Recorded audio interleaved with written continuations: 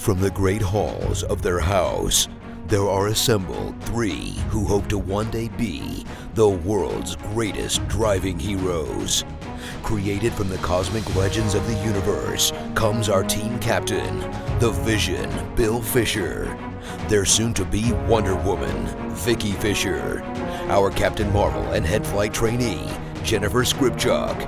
And our Batman, the master of tools, gadgets, and all things mechanical, our mild-mannered soon-to-be billionaire, Alan Danvers. Their mission, to fight injustice, share what is right and wrong, to get you out of your house and come out racing with them, and serve all mankind.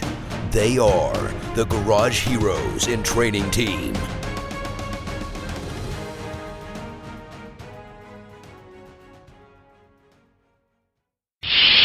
Captain's Log Supplemental.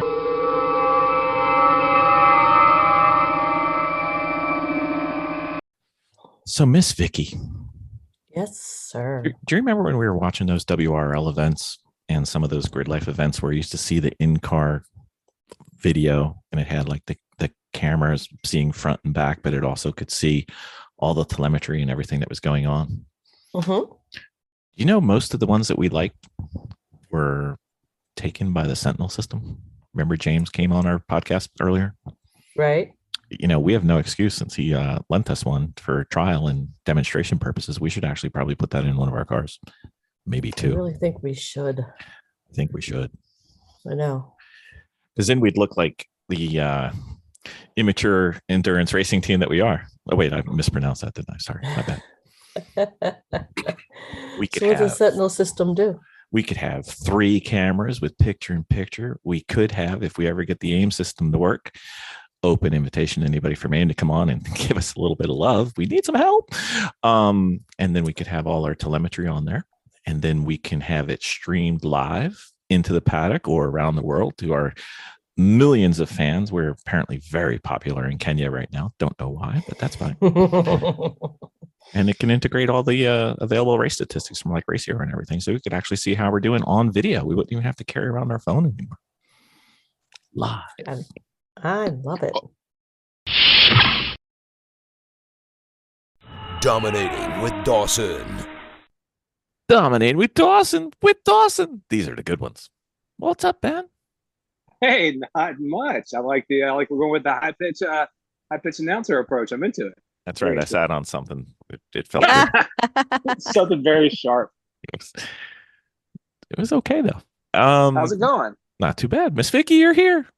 I am here. I tell you, and this is just off topic. It's springtime here in the Northeast, and I gotta tell you, I'm a beaten down girl. I feel broken for as much work as I've been doing around here.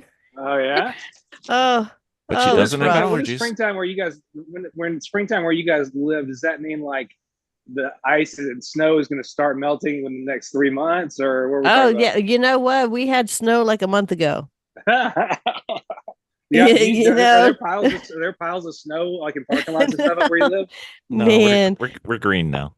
But I do have to tell you, Ben, which is really nice, is that the evenings are just nice, cool breezes. Yeah, I'm sitting there already with the fan on in my garage. It's already hot in here.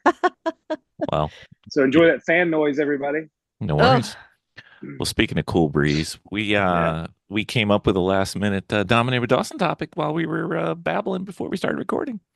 Mm-hmm. Who did? We. Oh. Well, if this is bad, I don't want to be associated with that decision. Let's just see how it goes. Everybody but Ben. How about that? All right, very well. So 3 hosts tonight.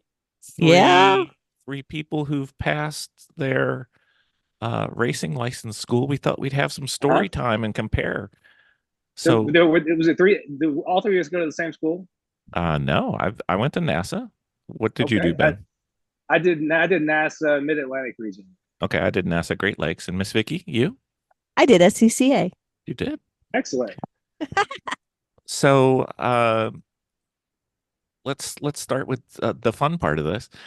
Having done racing school, I was trying to talk Vicki into letting me come and be her crew, and she's like, "No, I've got it.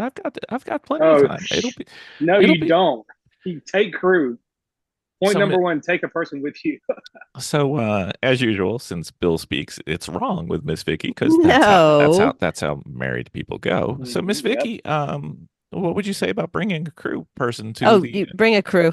Oh, Well, bring okay, a person. Yes, I would. okay. Yeah. You know, and I mentioned this on one of the other podcast episodes that we did. It was really nice that uh I had somebody that stepped up and he came and was just kind of hanging out. He was working with some of the other kids, or one of the other guys that was there. And then we had a friend that showed up on one of the sister teams that we have, and he showed up from Lemons and he's like, "Hey, do you want me to crew for you?" And I'm like, "Sure." All right. But I didn't think I'd need that much, and I really didn't need Oh anything. But the problem was is that I just didn't get a breath to check my car or check my lug yeah. nuts or check So, my so yeah. it sounds like you needed something. I think I needed just light work. Hmm. You know, Well, if we I needed, was used to catastrophic failures, but I didn't think I'd need one because I didn't expect anything like that. well, Well, that was my experience too, and everything I've always heard from everybody else who's done comm school is take a person with you because you think you'll have time, but you won't. You'll be in and out of the classroom. hmm In my experience, it was classroom to track to classroom to track back and forth, and there certainly wasn't a moment where you're like, "Oh, let me go check my whatever or fix my this thing," you know. Yeah. yeah, I had the a strap, one of the two straps that holds the gas tank in the Civic, come loose. Jeez. So that was less than optimal. So Wow. I had a couple friends there that were, just killing time, so they helped me out. But it's Nice. it's one of those things. You hope you don't need it, but you have it just in case. It's okay. Yeah. Yeah. So Ben, we haven't talked about your racing school. How was it kind of structured with you? Was it 1 day, 2 day, 12 day?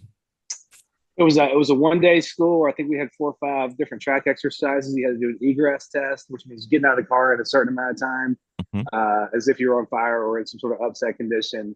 Like I said, it was classroom sessions and that, and we did several different kind of race configurations, like a standing start, a rolling start, and then we were doing exercises on track, like both of you driving close together on the right side of the track. I forgot what it was. I'm pretending there was like a fake midline down the track, and you're supposed to only be on your side. Mhm. That type of thing. I will say, when it came time to do my egress test, my jump out of the car fast test, I pull up. First thing I tried to do was turn the car off. Like, no, leave the car on. And then I forgot what else I tried to do. I think I tried to loosen my belts as I was pulling up. Since I'm so used to being an endurance racer, and you're always just slacking your belts, and you feel like, no, no, no, don't loosen anything. You gotta pretend like you really are doing it. So I finally quit halfway cheating through my egress test. Pop my door open. The door goes to the full extension, slams right back all the way closed. I'm like, great. So I had some comedic moments throughout my day, and that's kind of how it was structured. Ah, Yeah, don't wear your white racing suit for egress test. No, you're gonna be bailing out onto the ground pretty much. Hmm. oh gosh. For sure. How about you, Bill? What was your NASA day like? That's what it was like in the middle there. How they do it in the Great Lakes? Great Lakes. I think we had 5 or 6 different classroom sessions and 5 or 6 different Yeah, on track tests, like mix of drills and close car proximity, two right. wide, 3 wide, restarts, the whole thing. And then the last session on track, you would drive for, I don't know, somewhere around 45 minutes or so in the trek race, which is the endurance race. And then that would count as your practical exam. And, should Oh, you cool. should you do that without any issues, then you go to the classroom real quick and they say pass or fail. And, if you fail, what you need to Gotcha. work on. And then you can resume the trek race if you're competing. Oh, So a that's lot of cool. a lot of the people would give their car to their teammate after their first session, and then they go back and forth because it's a 3 or 4 hour trek race. Oh, that's cool. So I forgot. Did you have to do any written tests? I had to do a test yeah, before I got there Yep. online, and then a written test in person. yeah, we had two. It's hard for me to remember because I did the instructor test too. So I think we had 2 written tests. One was on driving, one was on the rule book, and Right. then I don't think there was anything written when we were there uh the day of, but it was a very full day. Like lunch, I think might have been 15 minutes, and you were hungry and you were going basically from, let's say, 8 o'clock till 4:30, something like that, straight. And it was, you were in the car or you were in classroom. And if you had to pee, you just, you dealt with it. You had to wait till that window hit. Did you guys get dry days or wet days? Mine was perfectly sunny, beautiful day in Michigan. Mine was dry. Mine hilariously was wet. Which Oh gosh. I didn't really care. I mean, to me, I didn't have anything to prove except for like the one thing they said was, you need to prove that you're using good judgment on track, prove that you can be safe, and prove that you can drive within a representative pace of what your car should be able to do. So if I was out there with my friend Hans, my teammate Hans has a Spec E46, and he offered to let me go take comp school in his car, and luckily he went up there with me and was my crew. But the hilarious reason that I needed a crew that day, I mean, I wouldn't have had time to even check tire pressure, so I would have had to just roll with whatever I got pulled off the trailer that day. So it was nice to have him checking things on the car, and he even said like, "Hey Ben, while you're out there, give it some stick. I want to kind of get your feedback about how it's handling because I've got the power. When I dive into the car's right. I just can't get the last couple seconds of pace out of it. I want to see if there's something that you notice with the handling." So I'm like, great, that's cool. This will be a fun time, and I'll get to check that out. So in the first session where it didn't rain, I get out behind this Spec E30, and you know how sometimes you come out on track and a car's sloshing some gas. You know what I mean? Yep. Like maybe there's just some left in their filler neck, but the ball's holding the rest of it or something like that. Some kind of system like that. So I'm used to kind of seeing people come out of the pits with a little bit of slosh of fuel. So I just gave this car some space.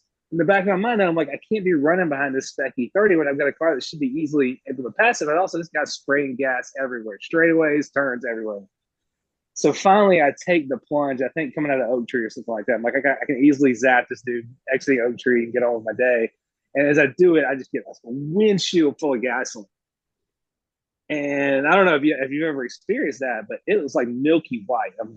From my view on the inside, it just like milky white. I could barely see anything. And there were a few clear spots that hadn't gotten gas that I was kind of looking out of. So now, at first I was worried about my pace, trying to run a representative Spec E46 pace. Now I can't see anything. So I'm not worried about my pace because I can't even see. But I'm also starting to worry about, they'd said, hey, you need to be demonstrating that you can use good judgment. And I'm like, to me, it must look like somebody poured, paint all over the windshield because I can't see anything out of it. What I didn't know was it is completely clear from the outside. So I was worried that people were going to think I was driving around with, a covered up windshield. And that looked like I was making a bad choice or an unsafe choice. Right. You know what I mean? Yep. So having all this going on in my head. And then I'm like, oh yeah, Hans said something about the wiper switch. So I hit the wiper switch, and the second my finger had pushed it all the way to the on position, I was like, nope, that's a bad idea. But it made one pass, I think one or two pass and a pass back. It just completely smeared everything. So my one session I had a chance to get in kind of handling information for Hans in the dry was totally wiped out by having a gassy windshield. And so I brought it back in, told Hans all about it, had to run back into the classroom. He was going to work on the car. As I'm sitting in the classroom, like most of the session, I get a text from him that says, man, you were right. It took me 4 rounds with the Windex to get it where I could see through the windshield again. Yeah. No way I would not have had time to do all that and get the car back. Just the gassy windshield would have cost me more time than I had. And then the rest of the day was wet. I had a few upset conditions where the car kind of wanted to buck or do something that might have put me off track, and I just completely got out of the gas. I was like, if there's ever a day you don't ball your car up or stick in the wall, it's comp school day. You're not here to show off. You're not going to get any awards for doing something wrong, but you are going to get in trouble for doing something wrong. So, like I said, a couple of times I felt the car starting hey, I'm about to try to go off and do something weird. I just shut it down. I think I jumped on the brakes, halfway up through the S's. I thought the car wanted to step out. I'm like, oh, I just horked it down on the brakes. It was also wet. I just couldn't tell exactly what the car was going to do. So my day was fairly uneventful, but there was the first session, this guy who had introduced himself to the class as a friend of the regional director. He was using one of the regional director's spare Spec E30s for this comp school. He's like, yeah, I'm an SCCA racer, but I'm just kind of freshening my license. I haven't raced for a while. That guy put that car in the wall, put the regional director's one of his cars into the wall, came in to apologize to all, just said, I'm out for the day. Sorry. This is the guy who was the experienced racer in the room. I mean, I was also, but this guy walled that thing and then came in to apologize to us all and said, I guess I'll try this again another time. But there were people who made contact with each other. There were people who made contact in the race.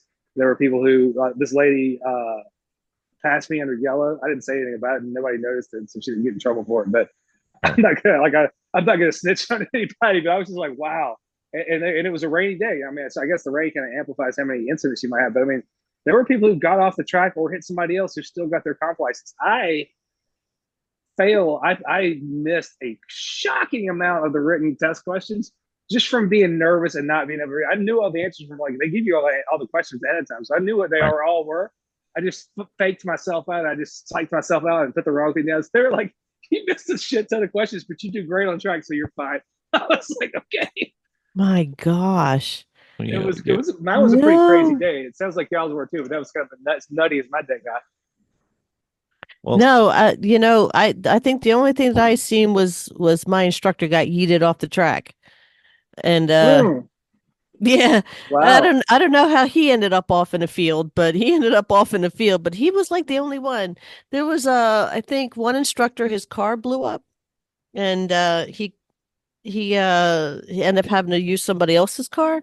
But I would say everybody was like on their best behavior, but they were. Well, you should be. You should Yeah, be, right?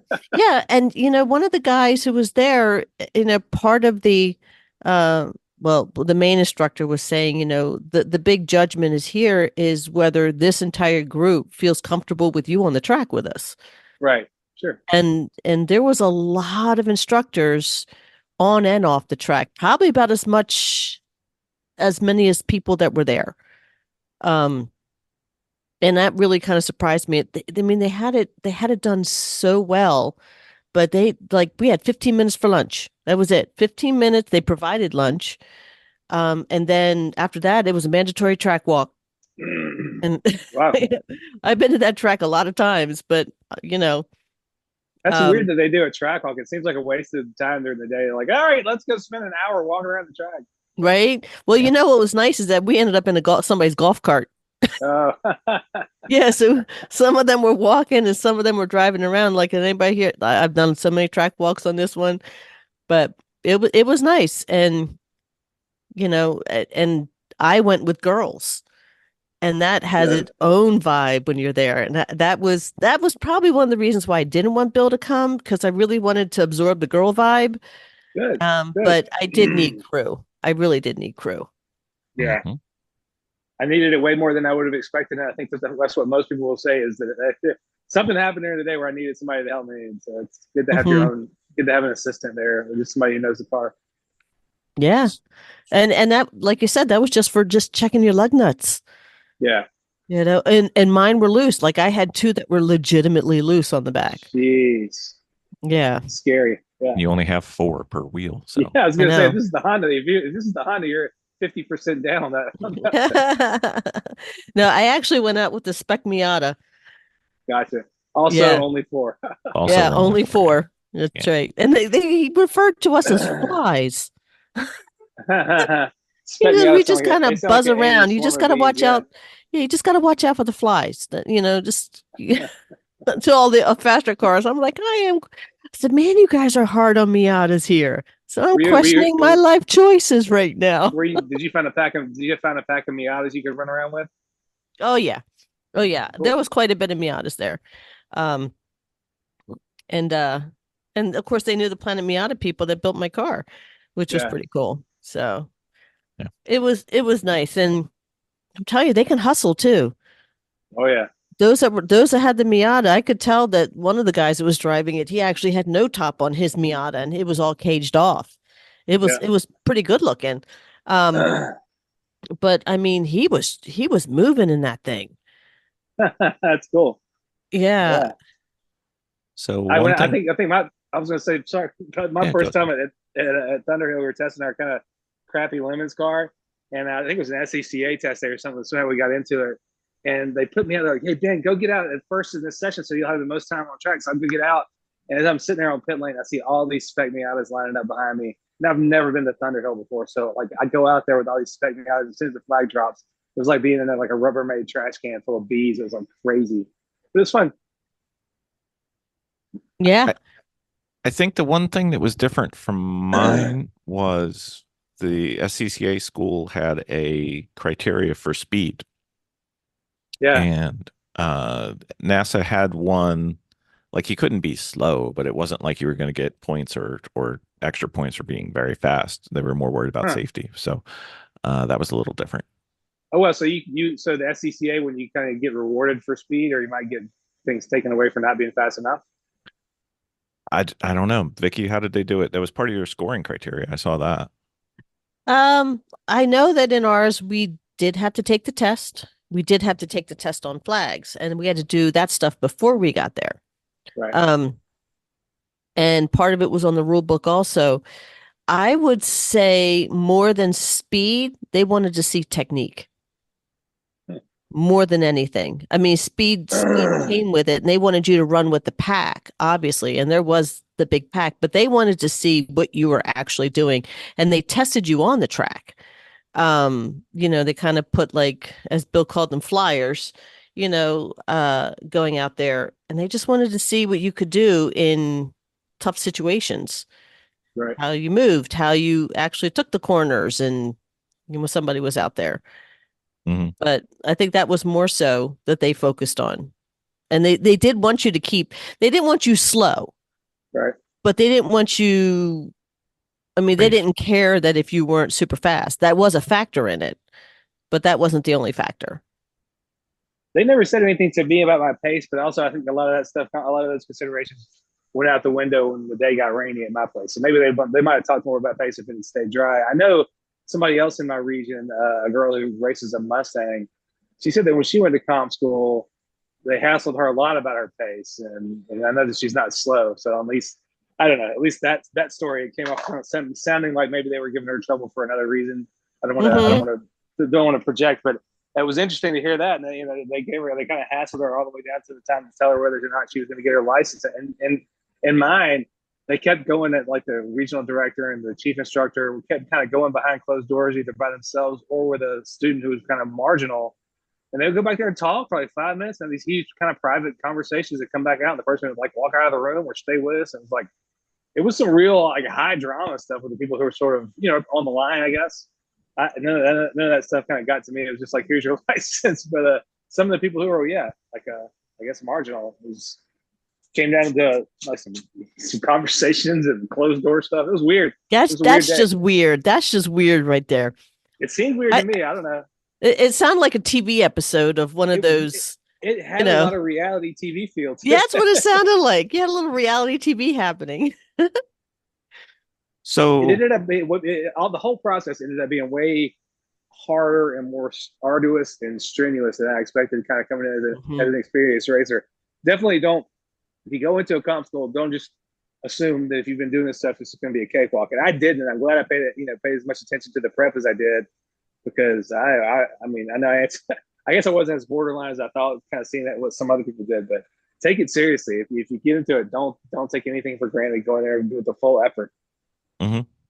Maybe a couple tips. I mean, one, besides taking crew and listening to somebody who says you need to take crew, perhaps. I'm never going to live this one down. it's just on the list.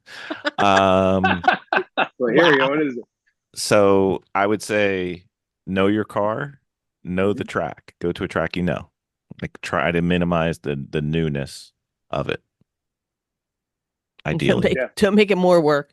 No, like, ideally you wouldn't be driving the car for the first time. Ideally, it's a car you already drive and it's pretty much bulletproof and worked out. This is not a training session or hey, I'm going to see what my car is doing after I did my new blah blah blah blah blah. Just get something that's going to run and make that. Any other ideas that you guys had from comp school that you would say, hey, if I were to do this again, I would do this instead? Definitely take nourishment with you. Definitely take a cooler with you for sure. Sleep is good. I've heard both of you say that like it kind of turns into a food and time desert as far as being able to get enough food into yourself. Yeah, and having time to do it. And also, I'll say in mine, that nobody cared if you were in there eating a sandwich. So I don't know how that goes with yours, but like there were people looking at it, kind of snacking and eating out throughout the day because we didn't have a lot of time and nobody said anything about it. So maybe have a snack strategy with you when you go in there, especially if you're somebody who gets like hangry or has a medical imbalance from not eating enough. That's the one thing is that because like from the time you walk in to that, it fires off right there. And Yeah, yes, yeah, it yes, was they early. might have an event that might be happening. And we had a little event of the little micro cars were racing. Not micro cars. What are those? Those little Legends, open wheels. Legends or Bandoleros. Yeah, they had those were racing. So it gave us like 45 minutes maybe in between, Yeah, like once or twice. But you're in class most of that. Right, right. But then you had some class, but then you had like this half-hour window, the way they had it. But I gotta tell you, like right because you were going at such a pace that probably around 4 o'clock, 3:30, 4 o'clock, I mean, you at least for us, and I looked at around like at the girlies with us, and they were just drained. I mean, it's like I need caffeine. I need something to pick me up because, I need to make it through this last hour, hour and a half, and yeah, I am just depleted at the moment. So make sure you have at least something to kind of give you that lift in the afternoon, whether it be like yeah. iced teas or something like that, that extra thing to get you over the hump. Or you can go to the NASA Mid Atlantic Comp School and just be there for the high drama at the end. There's no snoozing at the end when all those people are getting called back behind the closed door and all that kind of crazy stuff. I'll say this though. The guy who gave our class, which is Vicki, 30 racer, super nice guy. I think he'd been doing it forever. And one of the very first things they told us when we walked in here is, I think he's like, I think I've only ever had two classes where everybody in the class passed, and I've been doing this for 87,000 years or whatever the number was. Mm-hmm. And a lot of times when you hear that kind of posturing right out the gate from somebody, you're like, oh, they're trying to oversell it or trying to cow you right out of the gate, make you feel like respect this process enough or whatever. It felt artificial until I saw somebody fail out the very second we got on track. It's like, Really? okay, well, yeah, the guy walled Chris Cabeto's Oh car yeah. like like right out of the gate. I was like, well, so I guess we're not gonna be the I third guess I'm class done in the for the history of this day. region to do it. Yeah, That's I'll another see you pass. next year. Maybe. yeah. So I gotta be careful how I judge what I think is just people being kind of smarmy and weird about stuff, because that was for real. So, any other tips? Because I got one more question related. I would say, yeah, definitely read the rule book that for the organization you're going with, especially the competition rules. I mean, don't if you're going there in a Miata, don't go read the A sedan rule book. You know what I mean? Don't even read car stuff. That weekend or that event's not about your car legality. Make sure you understand all of the driving stuff.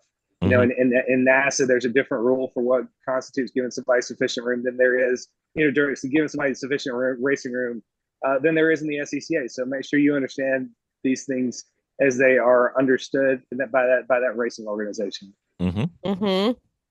For sure.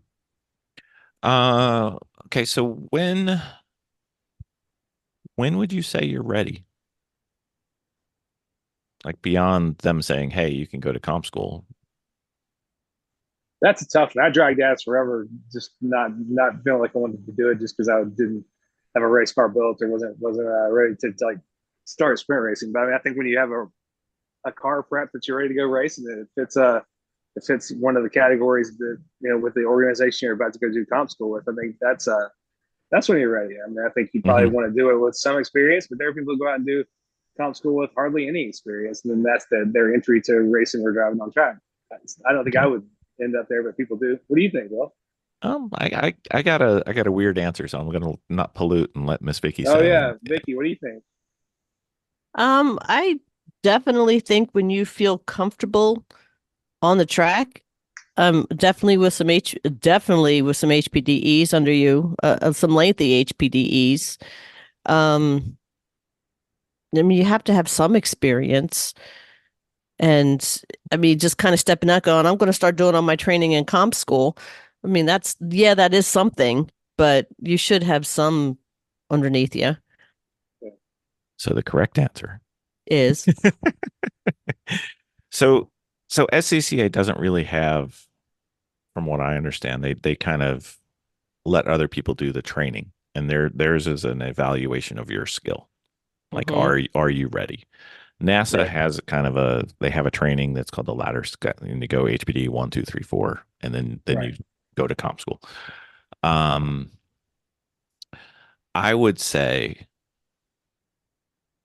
given the what's required of comp school and what the end goal of comp school is to go racing, I would say work your way up through a ladder system or go to a few of the race prep courses. Definitely a bunch of those. Uh, if on average, I think it's, roughly 3 to 4 weekends per level in NASA is kind of like the Yeah. normal. Like some people can go a little faster, and sometimes you'll be a little quicker through one increment. But it's roughly 10 to 12 weekends, I guess, would be kind of normal. If it was me, I would do, given my personality, when I think I'm ready, I would do two more, Right. just to overly prepare, because the what you want from your comp school is, you want your comp school, in my mind, to be a confirmation that you're ready, not a, hey, am I almost Yeah, you're ready? hoping you go in there hoping it's an affirmation. Yes. Yeah. Look at you, buddy. That's what I you, hope to get here out of that. you demand. Yeah. Like, check this guy out. He's ready to race. Look I ahead. Yeah, and for I mean, not necessarily in the direction of comp school, but I also chose NASA when I was trying to kind of pick a DE organization that I could kind of work my way up through, instructing, time trial, and ultimately racing. I kind of broke the chain at racing for a little while. I went into endurance racing, but I picked NASA because of its kind of organized ladder system, where it was like, yes, you're here, yes, you're here, yes, you're here. Because also, a thing like NASA is widely recognized by anybody else you're going to want to go instruct or drive with. You tell Mhm. somebody I'm on NASA, blah blah blah, you're a known quantity, because everybody knows NASA has a very organized, cursus honorum, if you'll let me use a Latin term, like a ladder system of kind of hoops that you go through and things you get checked off. So like I said, you're kind of a known quantity, so you can take that anywhere. Yeah. And there's places that you can go for a 3 day or a 5 day or 6 or 7 days, whatever.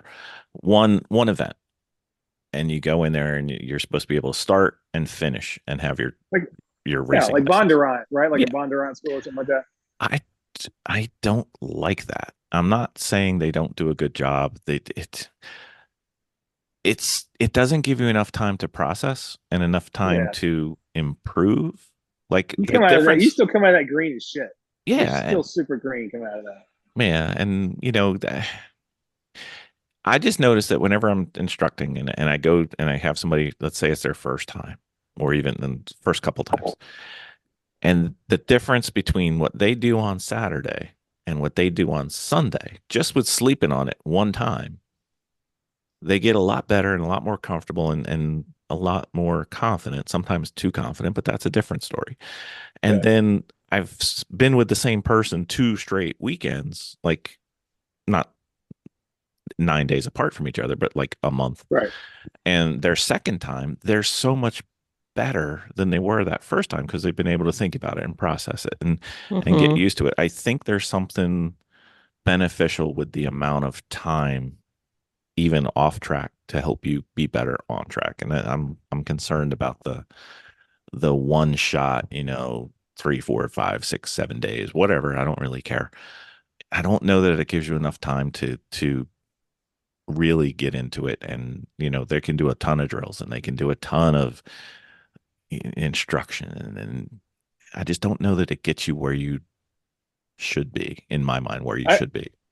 I don't think you come out knowing how to drive. You go in there green. I don't think you're going to suddenly be a great driver after three Mhm. days of limited time on track. And there are plenty of racers out there who are not great drivers. It's okay to be a racer and not a great driver, but I still wouldn't trust one of those places to turn me into either a great racer or a great driver. I'm sure it works well Mhm. enough for some people who can just kind of get into gaining experience in racing. I definitely would put myself through a more rigorous gaining experience process and have myself Mhm. part of that. For me, though, part of this, going through times where I didn't have enough money to even be doing anything except for Sure. instructing to get free track time too. So some of it's been limited by my wallet, and some of it has been limited by me saying I want to be better at this before I show up and try to start doing it for a scorecard. Mhm. Yeah, I guess if you're looking to do this to have something to put on the wall, or to be brag about or whatever, you can kind of, it's kind of like the letter of the law and the I technically I'm a race school graduate, but I don't know that the goal is quite where you want to be. I mean, Miss Vicky is going to be going to do HPDEs even after she has one, just because she wants to, and she wants to get that experience and get that skill. Well, Mm-hmm. sure. I mean, and even once you're a racer, DEs are just test days. Once Mm-hmm. you're out there racing, a DE is still valuable because you need time to test your race car to make sure it's going to work instead of going to the track and having the car that you discover doesn't work while you're throwing away an entry fee. It's probably more than an HPDE costs. And you can work on your driver skill. I mean, Mm-hmm. Yeah. I have stuff. I know this is going to come as a shock to everybody listening. I have stuff on the track that I could improve. Yeah. Who knew? Yeah. Uh, so I just do it, and that's part of the fun is getting better. Mm-hmm. Yes. Absolutely. Yep. So that's comp school. Work your way to it. Go do it. It's a good thing. Mm-hmm. Yeah. A little bit of stress, but that's okay. A tiny bit, but it's Tiny good. bit. Itty bitty bit. All right. Thank you, Ben. All right. Thanks for having me. Are you going to admit that was your idea now, or are you going That's pretty good. Pretty good time. to?